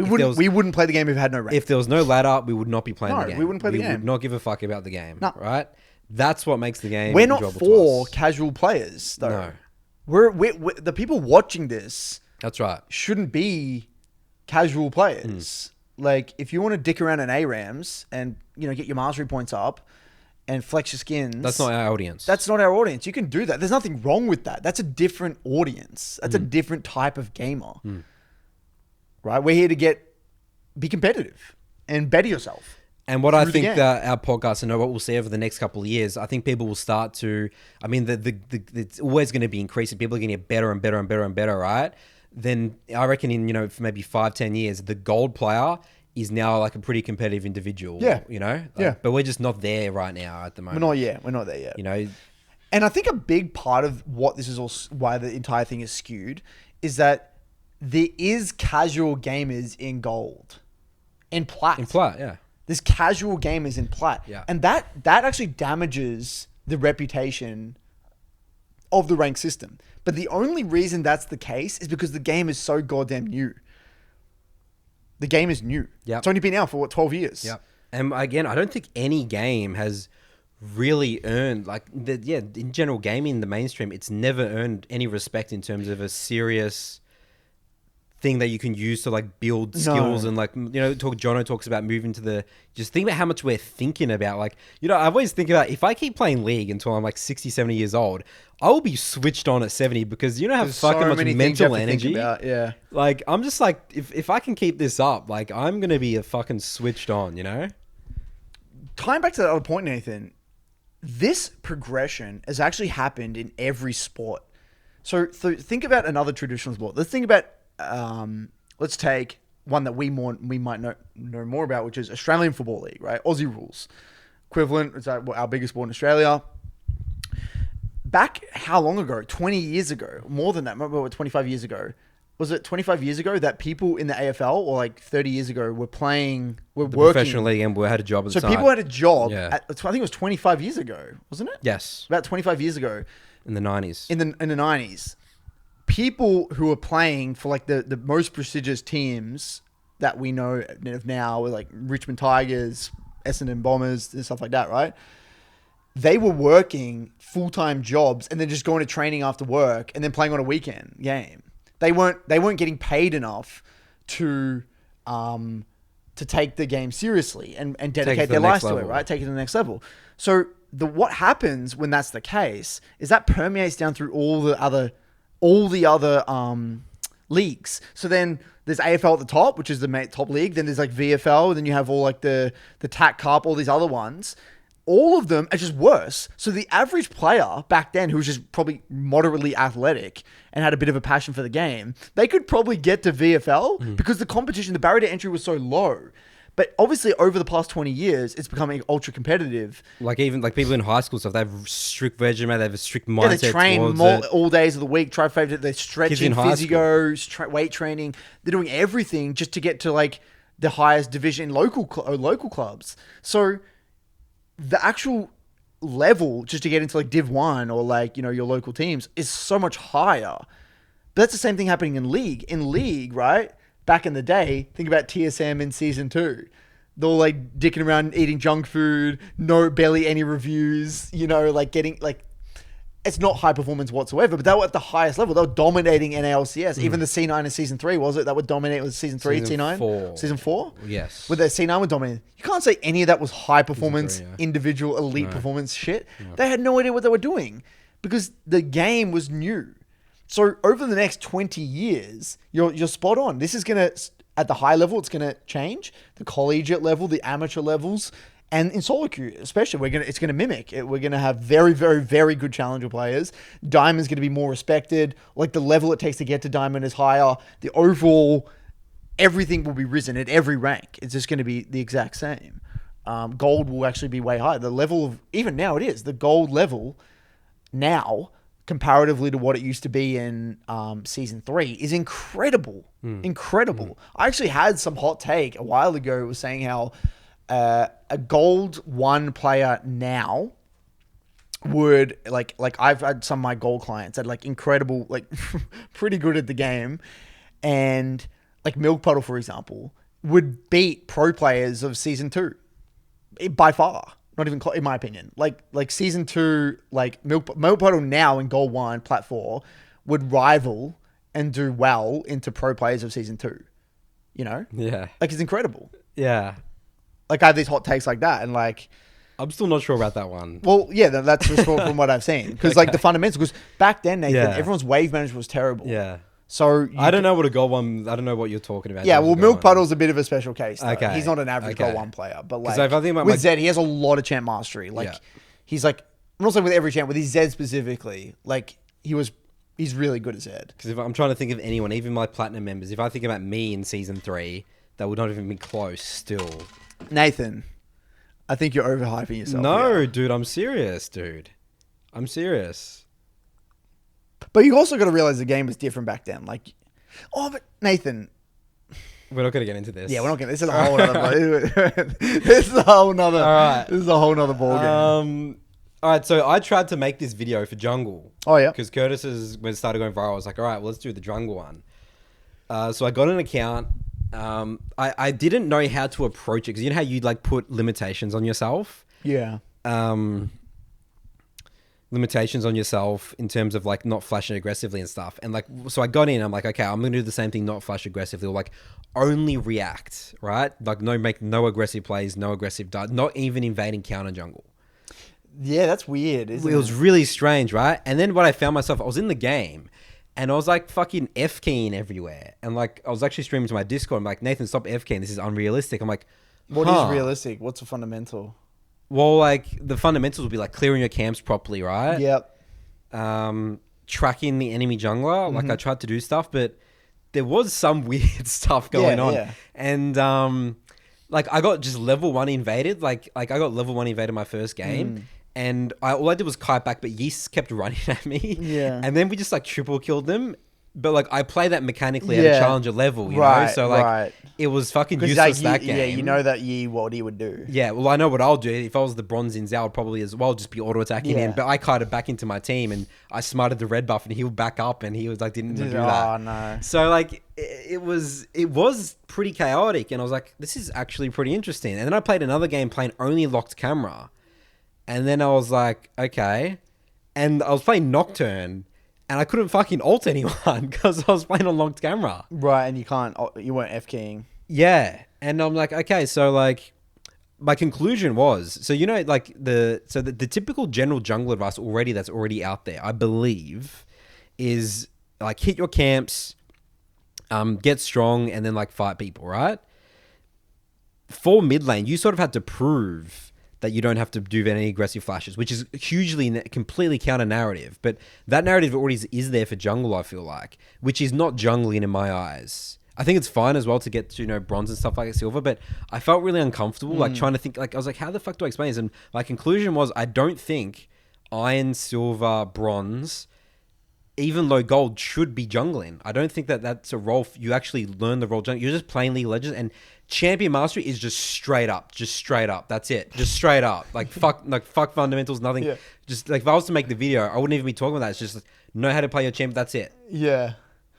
That's what my conclusion came jungle to. Is just it's just a weird role, man. It is. I actually found it's actually a fucking weird ass role. Even in gold, like I think dead set, like no one should main jungle at the start. Like no one. I think so as well. No one should main jungle. You should never be your main role. You should only ever swap to jungle later on. Like you should already be able to climb to gold as a laner. Yeah. Any other role. Yeah. Any other role. That was seriously my conclusion after. Yeah. I was like, there's so much chaos in this game. I was trying to gank, like the fundamentals for ganking. Jungle is a mini game within a game.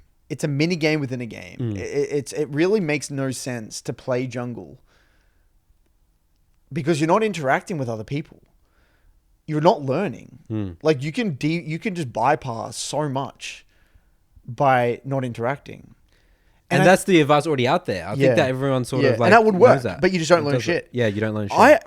I would say hot take. I'd love to get your opinion on this. Yeah. I don't work with junglers, so I don't know what they're like. And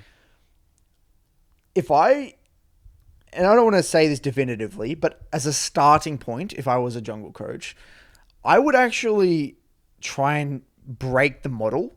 And I would actually say basic camera panning is a fundamental. Yes, so that's the next thing as well. Isn't it just a I fundamental? was conflicting. I was like, okay, so my huge advantage that I had is I was collecting more information because that's my muscle memory, Yeah. right? And it's like, okay, well, Like, it's not hard to do. Like, Yeah, really. Like, yeah. if you actually think about other games we play, like, think about all the other games in PC games. Like, there's Osu and other FPSs. There's way more rapid input of keys and everything. keys and mouse movement and reactions than League camera panning. Like, you just have a simple keybind and you just press the goddamn button when you finish with your jungle camp. It's not that difficult. Like, really. Like, at the start, yes. But after 20 games of it, 25 games of it, you're not going to you're not going to struggle to camp. So isn't that just a fundamental that It's everyone should do? interesting. I don't know how to articulate it because Then people say, what do you look for? yeah, and what are all you that. looking for? Yeah. They don't know what they're looking for, right? Yeah, it's so overwhelming. So yeah, jungle is an overwhelming role. It really is. In terms of learning to adapt to the chaotic nature of the game, there's a lot of adaptation required as a jungler. It's a weird role, man. It is a weird role. Weird role. So I gave up on the video. I'm like, I don't know what my point would be here in terms of fundamentals. Yeah. Because coaching, we said this before, coaching iron to gold is a different skill set Yes. that we don't have. Yes, that's not my expertise. We don't have that. I don't have that skill set. I'm way more confident in getting someone from plat to diamond or D4 to master than silver to gold or bronze to silver. Absolutely. By far. Yeah, like, by I would far. know what to focus on, what their mindset's like. I can empathize. Like, it makes sense. They have this baseline knowledge of the game, which I just need to like alter a little bit, break down some narratives, Yep. but they can pilot everything fine. Like win con assessment, stuff like that. Like, Yeah. you can just get into it. But like silver and bronze, like, you just don't know what they know about the game. yeah. You don't know how much muscle again, memory. the advice, champ mastery, champ mastery is so fun. Like I'm going to say it again, champ mastery, guys. I just think, I really do. This is the advice I gave in bronze and silver. I always say this. Just play, play the game and just be curious. Like, just be really curious about everything they're doing. Why is it things happening? Like, don't feel entitled to win a game doing what you're doing. Like, just look at it. If it's working, you'll win, and it will lead to advantageous things, and slow it down a little bit. Like, limit test, but be careful with your limit testing. Don't limit test every single second. Like, just be thoughtful about it. Like, if you want to learn how much damage your champion does, then focus on that. Like, and just have fun. I really do. Oh, you gotta have. You gotta have it's so fun. important. I have fun. I love playing League of Legends. You gotta have fun. Which, again, it does seem a little bit counterintuitive with everything we just said about the fundamentals, but man, it's a messy. It's a bit of it's one of those shit sandwiches, isn't it? It's like the shit's in the it's the good thing, and there's the shit in the middle, and then the good thing as well. Yeah. There's a lot to ponder on there. Yes, very very interesting conversation. Anything else? Any other comments on this video that we want to highlight? I mean, honestly, a lot of people just agreed. Oh yeah, I also want to say as well, there's some smart people in our community. Oh, definitely. Especially your YouTube comments. I will say this. I think I've said this before. Yeah. Curtis, your audience on YouTube is the highest quality comment section on any League video in the entire League of Legends space. I would agree. It's even better in the MLA. In the MLA is some very... Oh, there will be no better Discord than our Discords. Yeah, a lot of people say that. I would say in the world, in gaming. Yes, I would say in the world in Yeah. gaming across every game. Yeah. That's a bold statement to make, but like, I'm pretty confident Yeah. that the community that we built, because the type of person to watch this sort of content and to kind of put up with everything that we go through, like, there would have to be a certain type of person, and then they're curious, they're intellectual, they want to better themselves, they're competitive, they have all these traits. You just get such a beautiful community. Very grateful. Absolutely. Well, again, grateful, but I think it's by no coincidence. No coincidence. We shape the audience. You create the content that the audience, the type of audience you want. Clickbait content, you get clickbait people. Yep. And look at Reddit, the Summoner School. I mean, that place has got to be the most dangerous place to be. Like, even if there is some good advice, like, you how do you know? You can't sift through it, guys. It's so difficult. You can't fact check everyone. You can't look at their background. It's tough. It really is. And no one gets into the detail. No one actually brings up a game or a video or like an example. It's just talk. It's just blowing wind into the air. Yep. All right. Mailbag. away we go. Welcome back for Nathan's Mailbag. Jingle, jingle, jingle song. First question here is from Nolan. Title of this email is Coaching? ? We seem to know maybe a little bit about that, Curtis, in the League of Legends space. Hello, Coach Curtis and Nathan. I'm a long-time Gold 3 player, 2 seasons in a row. I think that's funny when he says that's a long time. This season, I've finally decided to focus on a small champ pool instead of many champs. However, I'm noticing I'm getting stuck around Gold 3 again. Reviewing games has been helping me find mistakes, but what is frustrating is it's typically things I know. My mental stack is just too full. Do you have any advice on whether I should get coaching? If they'll just tell me to change things I know are wrong, I just don't know how to decrease my mental stack so that I can pick up more information quickly in a game. Well, my initial reaction is already... Okay, well, first thing is that practice, right? Yeah. You're still pretty new to the game. Gold, that's pretty normal. You said... You need time. You need time? Muscle memory takes time.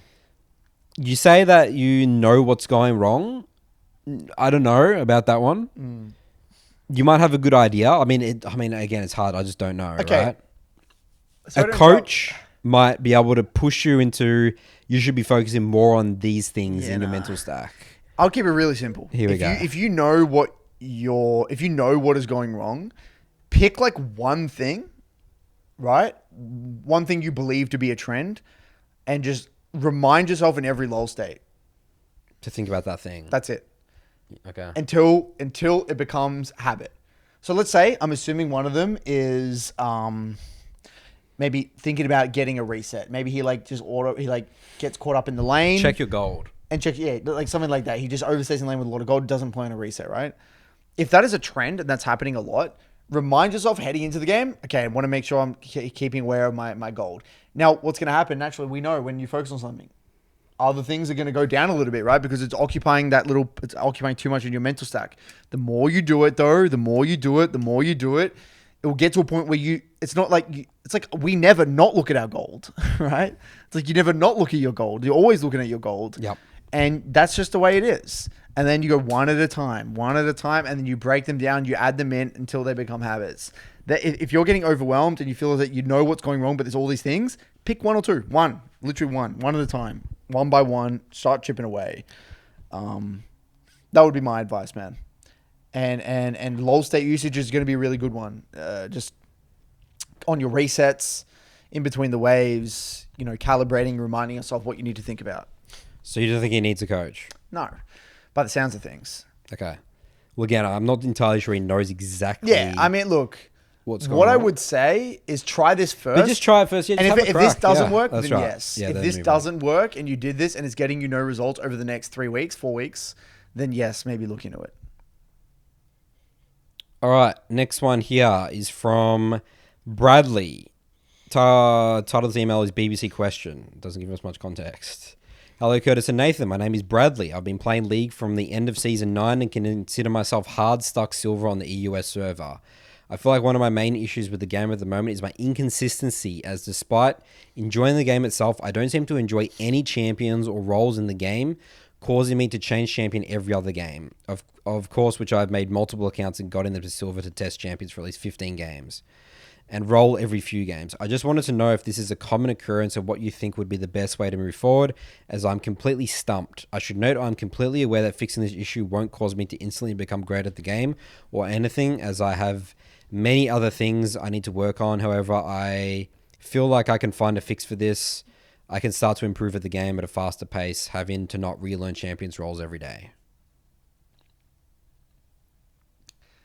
I mean, I think this guy's overcomplicating the hell out of it, man. What's his name again? Bradley.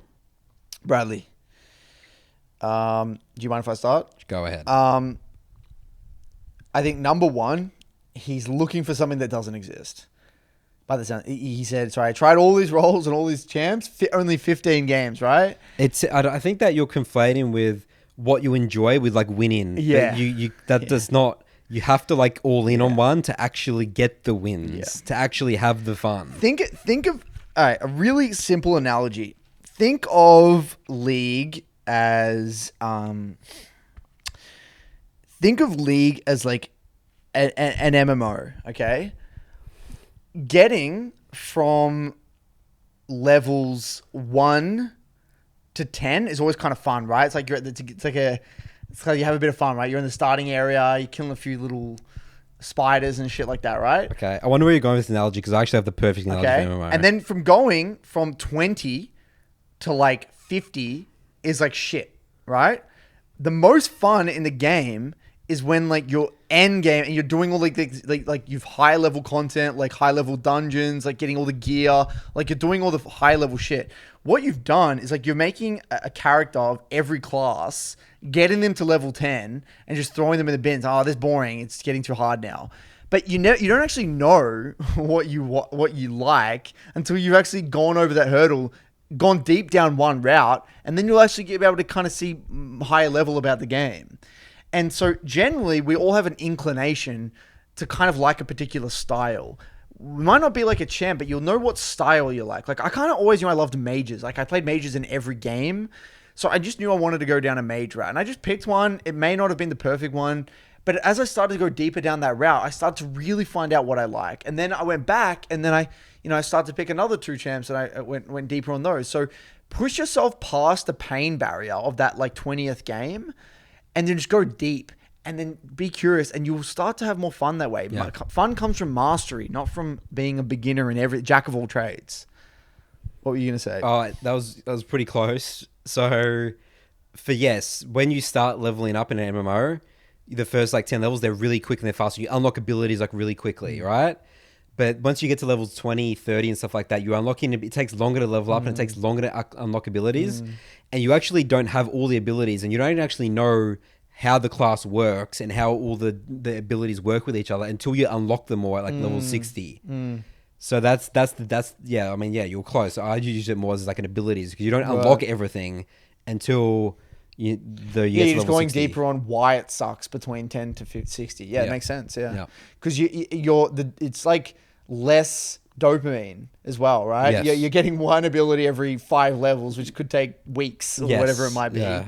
And then you like finally get there, you get one, but it makes no sense in the grand scheme of the class. Like there's one ability, this makes no sense. And you might need to chain that one ability with another few other ones. Yeah, like this talent where like you get extra crit, which like procs like another thing and like changes the whole class for you. Right. That's like a very common thing with Warcraft. Like, for example, like fire mages. Like I remember like, I think something back in the day was they scale off crit, but you don't get crit stat thing. But once you start critting a lot, you get out of control. But that like you don't get that until you go to like a peak. Yeah, you get level 50 and then it just explodes. But before that, you're actually a pretty shit class. Oh right, that makes sense. Does that make sense? Yeah, because you need crit. It's interesting. Yeah, that's actually great in League, and that actually reminds me of when I did my Kiana journey.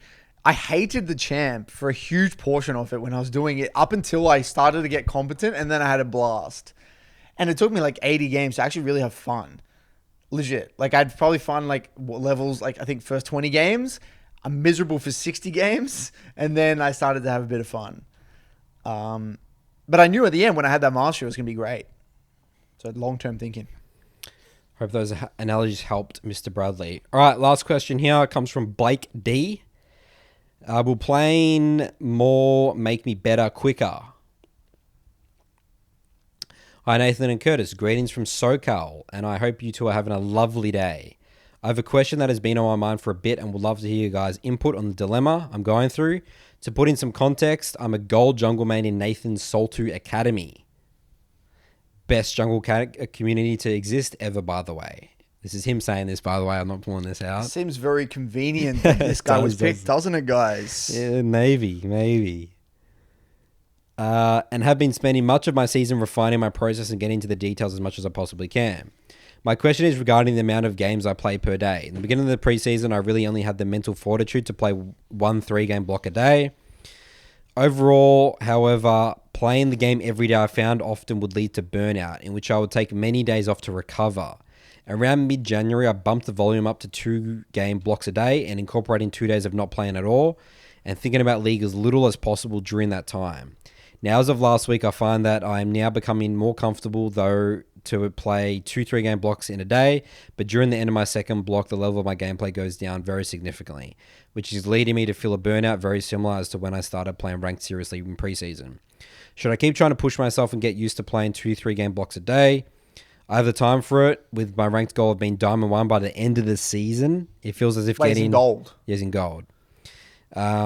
It feels as if getting as many high-quality games as possible I can is my only option to keeping the dream of my goal alive. Or would sticking to my 2-block routine give me the same results?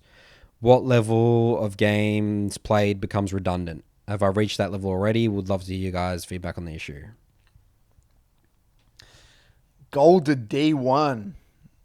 It's a big goal. You never actually told me about that one.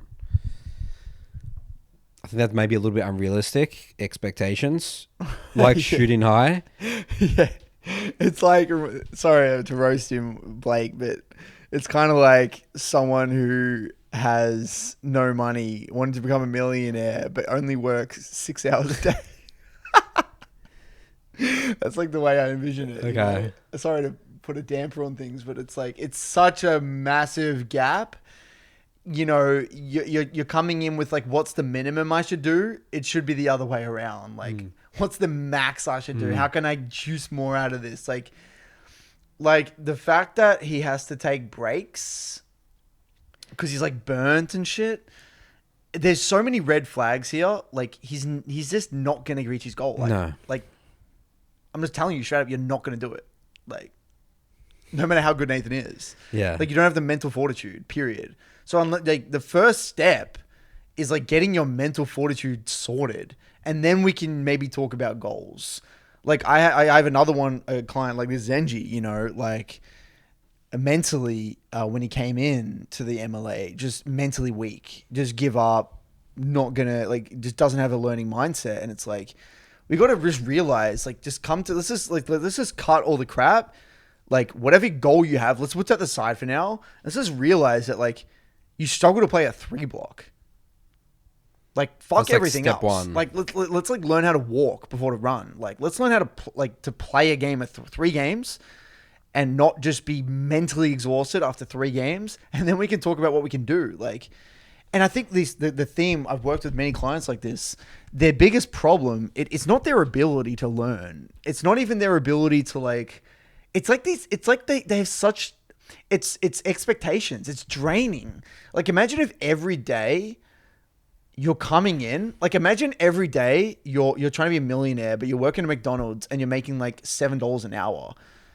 Every day that you're there, you know you're not getting anywhere, and you know that like that would take a toll on you mentally. It's like, you know what I mean? And I just think that for players like this, the biggest thing for Zenji, let's just accept that you're not the player you think you are. Like, for Zenji, that was his problem. Like, his expectations of where he's at. Like, he can't accept that he's just not good right now. Because why? Because in the past, in his upbringing, in his childhood, he never did something that was hard. And he only did things that he was talented at. And he was always results focused. But he never learned how to learn via a process. So this is very common in the MLA. You get these people who aren't process oriented. They're not used to thinking like that. And then what happens when league punches you in the face, your default response is to protect your ego. Yeah. Take the 2-day break or 3-day break. Take the 2-day break. Because if that's true, if it's like you're actually really good, you just got unlucky, then that's like, there's some semblance of hope. But we actually got to remove that entire hope, even if it sucks in the first place, to like admit that. But like, let's just admit, like, you're not where you think you are. And that's okay, because we can get better. But you're not going to get better from doing a 2-block than being mentally exhausted, or like doing a 3-block and then like barely have enough energy to review. Like, you're not going to get anywhere. So let's first accept that you're not there and you're a long way off. But once we accept that that's the case, we can actually start to work together. So I think like the fact that he's mentally exhausted like this, the vibe I'm getting with the expectations of the high ranked D1 type shit, he's eating himself alive. Like, he's not accepting where he's at. And so your 3-blocks should be less so exhausting mentally. It should be kind of like, obviously it's tiring because there's a lot of mental energy, but it shouldn't be coming from emotional stress. It shouldn't be coming from like emotional exhaustion. It should be coming from just like you're putting a lot of energy into it and then like you're coming out of it feeling exhausted, not feeling like mentally drained because your emotions are so tied to the game, if that makes sense. Like there's different types of emotional. It's like when you come back sometimes from like a really like emotional event, like you're just exhausted, like mentally, just because the emotions take a toll on you. I think that's what's happening with him. So he's like artificially creating all these really expensive emotional thoughts because it's like, oh, Diamond 1 is, how am I going to get there? Am I playing my process right? That's just like draining him. So he needs to take the breaks. That's right. The breaks. And so and that's for Zenji. Like, and what I said to Zenji, there's no more breaks. I told him, your learning objective is just play a 3 block a day. That's my first thing. You have to play no matter what. No matter what. Your body is very good at adapting. Your body will adapt, It will adapt. If it's like, oh shit, I got to do this, and you keep saying, I'm super motivated to get here, fucking body, figure your shit out, it will figure it out. It will adapt. Even it will be painful, it will adapt. That's why I told Zenji, just get the goddamn games in. And you'll realize that it's really, and you follow this process to the best of your ability, you'll realize that there's nothing scary. No one's going to judge you and laugh at you saying, haha, you went 0-3 and you're still here. No one's going to say that, dude. No one's going to laugh at you. It's you versus yourself. The quicker you realize it's you versus yourself, the easier your journey will become. It's just you versus yourself. It's mental warfare. That's the great thing about League. You're against yourself. Your brain is always trying to look for ways out. It's always looking for excuses. Yeah. And so, look, at the end of the day, Blake, League's a mental game. It's tough. It's mentally exhausting. You're using a lot of your energy, your mental stack. It's a lot of energy. That's normal. But it shouldn't be normal that you're burnt out. You shouldn't be That's not normal. Yeah. You're not a pro player. You're not playing it like, you don't have huge you're not streaming your games. You're not trying to get content for YouTube. You're not under scrutiny by a team watching the quality of your games. Like, the only pressure you're putting on yourself is from you. So you shouldn't be burnt out, especially playing that little. We're talking 3 games, 6 games a day. Well, yeah, I mean, max, even then, like 6 games. Yeah. Like you're only going to get burnt out if you're doing like 9+ games a day. Like we're talking 3 blocks and like weekends and 17 games a day type shit. You're not getting burnt out for 6 games a day. That's for sure. Like, especially if you have a lot of time in your schedule. Now, that's not to say taking a day off on a weekend is not important. I do believe in that, even as a gold player and stuff like that. I do believe 1 day away from League at minimum a week is very healthy. That's just like a side note, but yeah. So Nathan, you got to work with him and make sure, like, call him out on his narratives around the game. Like, does he probably just has a fixed mindset, dude, and he just doesn't believe that he can do it. Like, he can get better. I don't believe he might not believe he can actually get better. So you got to have a tough conversation with him and get into those details. We'll break it down. We love getting into the details. Because I think we can't go any further until we hear back from him. Because otherwise we're just getting into fairyland. Yeah. So that's at least I could be completely fucking wrong here. I don't know this guy, but that's the vibe I get listening to that. It sounds very much like a few clients I've worked with. The whole burnout thing. It's good to share some relatable stories. And he's not alone. Blake, he's not alone. Yeah. Like, this is very common. Yeah. Very, very common nowadays, just depending on what your experiences were growing up, And I've been very vocal about that for us as well. Like, you're either good at something or that's it. You're talented or you're shit. Yeah. And that's it. You're stuck with it. That was our narrative. There's no such thing as getting better. No. All right. Well, that's it for our podcast today, Curtis. Good work. We broke down some stuff, some narratives, as we usually do on the Broken by Concept podcast. Any other plugs here? We've got our Patreon, our book club. If you want to read with us. I have a second channel now. Guys got a second channel. Uploading my coaching content called Midland Academy. If you're interested in watching some of my coaching. And bam. That's about it. See you guys on the Rift.